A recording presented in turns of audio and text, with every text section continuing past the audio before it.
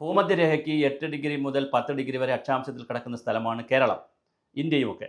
അപ്പോൾ വളരെ മനോഹരമായ രീതിയിൽ വർഷത്തിൽ നല്ലൊരു ശതമാനം ദിവസവും സൂര്യപ്രകാശവും ചൂടും കിട്ടുന്ന പ്രദേശമാണ്.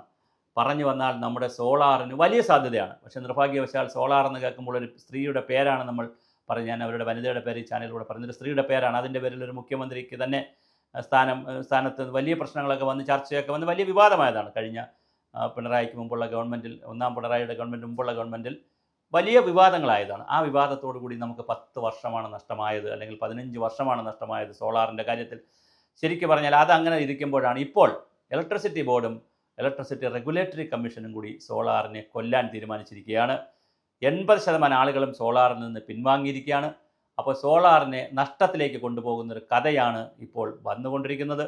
അത് പല ന്യായങ്ങളും പറഞ്ഞ്, ടെക്നിക്കൽ ഹിച്ചുകളൊക്കെ പറഞ്ഞ് 3 വാട്ട് 5 വാട്ട് 4 വാട്ട് എന്നൊക്കെ പറഞ്ഞ് ജനറേറ്റർ വയ്ക്കുന്ന കാര്യം, അല്ലെങ്കിൽ ഇൻവെർട്ടർ വയ്ക്കുന്ന കാര്യം, കൂടുതൽ ഫീസ് അടയ്ക്കുന്ന കാര്യം, ഗ്രിഡ് വ്യവസ്ഥയിലുള്ള കാര്യം, പിന്നെ കറണ്ട് ഇലക്ട്രിസിറ്റി ബോർഡ് കറണ്ട് എടുക്കുന്ന കാര്യം, നമുക്ക് തിരിച്ചു തരുന്ന കാര്യം, ഇതിലെല്ലാം വലിയ കൺഫ്യൂഷൻസും വലിയ കോംപ്ലക്സിറ്റിയും അല്ലെങ്കിൽ വളരെ സങ്കീർണത ഉണ്ടാക്കി സോളാറിനെ ഒരു അട്രാക്റ്റീവ് ആക്കാത്ത രീതിയിലേക്ക് പോകുന്നു. അതിനിടയിലാണ് ഈ കാറ്റാടി യന്ത്രം പോലുള്ള, അല്ലെങ്കിൽ പിന്നെ കർഷകർക്ക് വെച്ച് കൊടുക്കാനുള്ള സോളാർ സ്കാമും നടന്നതായി, അനർട്ടിൻ്റെ നേതൃത്വത്തിൽ സോളാർ സ്കാം നടന്നതായിട്ടുള്ള രമേശ് ചെന്നിത്തലയുടെ പ്രസ്താവന വരുന്നു. അപ്പോൾ ഒരു വശത്ത് സോളാർ സ്കാമിനെക്കുറിച്ച്, സോളാറിനെക്കുറിച്ച് 100 കോടിക്ക് 5 കോടിക്ക് മാത്രം അധികാരമുണ്ടായിരുന്ന, കൊട്ടേഷൻ കൊടുക്കാൻ അധികാരമുള്ളൊരു ഡയറക്ടർ 100 കോടിക്ക് അധികാരം കൊടുക്കുകയും അത് പിന്നെ 240 കോടിയുടെ അഴിമതിയൊക്കെ അതിനകത്ത് പറയുന്നു. 240 കോടി രൂപയ്ക്ക് അനുവാദം കൊടുക്കുകയും 100 കോടിയുടെ അഴിമതിയൊക്കെ അതിനകത്ത് പറയുന്നു.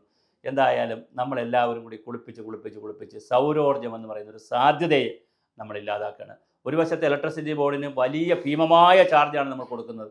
എന്നാൽ അത്ര ഭീമമായ ചാർജ് കൊടുത്താൽ പോലും 24/7 കറണ്ട് എല്ലാവർക്കും എത്തിക്കാൻ ഇലക്ട്രിസിറ്റി ബോർഡിന് കഴിയുന്നില്ല. അപ്പോൾ പകരമുള്ളൊരു സംവിധാനം എന്നുള്ള നിലയിൽ സോളാർ എനർജി, പിന്നെ കാറ്റിൽ നിന്നുള്ള എനർജി, പിന്നെ തിരമാലയിൽ നിന്നുള്ള എനർജി, വേസ്റ്റിൽ നിന്നുള്ള എനർജി, വേസ്റ്റിൽ നിന്നുള്ള വൈദ്യുതി ഉണ്ടാക്കൽ, വേസ്റ്റ് എനർജി, ഇങ്ങനെ ഒരുപാട് സാധ്യതകളുള്ളതാണ്. ഈ ഒരു സാധ്യതയും നമ്മൾ മുതലാക്കുന്നില്ല. നമ്മളിപ്പോഴും പഴയ ആചാരങ്ങളും മാമൂൽ വ്യവസ്ഥകളുമായിട്ട് ഇലക്ട്രിസിറ്റി ബോർഡുമായിട്ട് തന്നെ നിൽക്കുന്നു. ഇലക്ട്രിസിറ്റി ബോർഡ് ആകട്ടെ, അല്ലെങ്കിൽ ഇരുട്ടടിയാണ് സോളാർ വച്ചവർക്ക് കൊടുക്കുന്നത്. അതുകൊണ്ട് തന്നെ ഇനിയിപ്പോൾ ആരും സോളാർ വയ്ക്കാനുള്ള സാധ്യത ഉണ്ടോ എന്ന് നമുക്കറിയില്ല. ഇപ്പോൾ തന്നെ ഒരു 10-80% ആളുകളും ഈ രംഗത്തുനിന്ന് പിന്മാറിയിട്ടുണ്ട്. അതുപോലെ ധാരാളം കമ്പനികൾ ഈ രംഗത്ത്, സ്വകാര്യ കമ്പനികളും സന്നദ്ധ സംഘടനകളും ഈ രംഗത്ത് പ്രവർത്തിച്ചിരുന്നു. അവരെല്ലാം വലിയ പ്രതിസന്ധിയിലാണ്. എന്തിനാണ് ഇങ്ങനെ പ്രതിസന്ധികൾ ഉണ്ടാക്കുന്നത്? എല്ലാവർക്കും കുറഞ്ഞ ചിലവിൽ കറണ്ട് കൊടുക്കാൻ സർക്കാരിനും KSEBിക്കും റെഗുലേറ്ററി അതോറിറ്റിക്കോ കഴിയുമെങ്കിൽ ഓക്കെ, കൊടുത്തോളൂ. പക്ഷെ അങ്ങനെ കഴിയുന്നുമില്ല. ആളുകളെ നഷ്ടത്തിലിപ്പോൾ ഇനിയിപ്പോൾ വെച്ച് കഴിഞ്ഞാൽ 7 വർഷം കഴിഞ്ഞാൽ ലാഭം വരുള്ളൂ പറയുന്നു. അങ്ങനെ ഒരുപാട് കൺഫ്യൂഷനാണ്. ഇതെല്ലാം ശരിയാണോ അതോ ഫേക്ക് ന്യൂസുകളാണോ, ഓരോ പത്രപ്രവർത്തകരുടെയും മാധ്യമപ്രവർത്തകരുടെയും സോഷ്യൽ മീഡിയക്കാരുടെയും ഭാവനാവിലാസമാണോ? ഒരു ധാരണയുമില്ല. എന്തായാലും അടിയന്തരമായി വൈദ്യുതി മന്ത്രി ഇത് സംബന്ധിച്ചൊരു പ്രസ്താവന ഇറക്കണം. ഒരു പത്രപരസ്യം കൊടുത്താലും കുഴപ്പമില്ല. സോളാർ എങ്ങനെയാണ് ലാഭകരമായി നടത്താൻ കഴിയുക, എന്താണ് സോളാറിലെ പ്രതിസന്ധി എന്ന് പോലും അറിയാത്ത, ജനങ്ങളെ പഠിപ്പിക്കാത്തൊരു സംവിധാനമായി നമ്മൾ പോകുന്നു.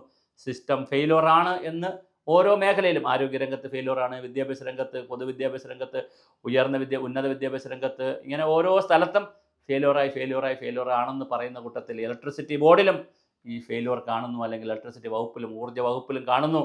ഒരു കർഷകനായിട്ടുള്ള കെ കൃഷ്ണൻകുട്ടി അവർകളാണ് മന്ത്രി, എന്നിട്ട് പോലും ഒന്നും നടക്കുന്നില്ല എന്നുള്ളത് വളരെ പരിതാപകരമാണ്. എന്തായാലും സോളാറിലെ സൂര്യ ഊർജ്ജത്തിൽ കൈവച്ചവരുടെ കൈ പൊള്ളുന്നു എന്നതാണ് ഇപ്പോൾ അവസാനം കിട്ടുന്ന വാർത്ത. അത് 100% ശരിയാണോ എന്ന് എനിക്കറിയില്ല. കാരണം സോളാർ വച്ചിട്ടുള്ളവർ നിരാശരാവരുത്. അതുകൊണ്ട് ഞാൻ പറയുന്നതാണ്, ഇത് ശരിയാണോ എന്നറിയില്ല. പക്ഷേ എന്തായാലും സോളാറിൻ്റെ പേരിൽ വലിയ രീതിയിലുള്ള കൺഫ്യൂഷനുകളും അവ്യക്തതകളുമാണ് സമൂഹത്തിൽ നിലനിൽക്കുന്നത്.